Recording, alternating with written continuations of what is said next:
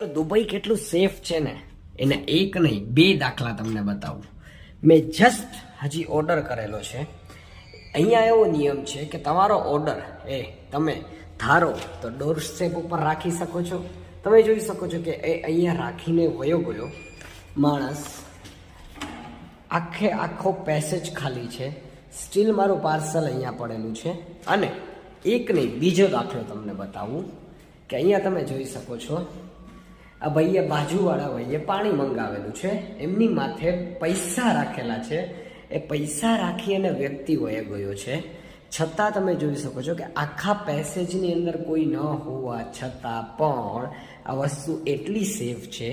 અને લોકો ઘણી વખત તો પોતાના ડોરમેટની નીચે પણ પૈસા અથવા તો વસ્તુઓ રાખી દે છે અને સ્ટીલ ચોરી નથી થતી.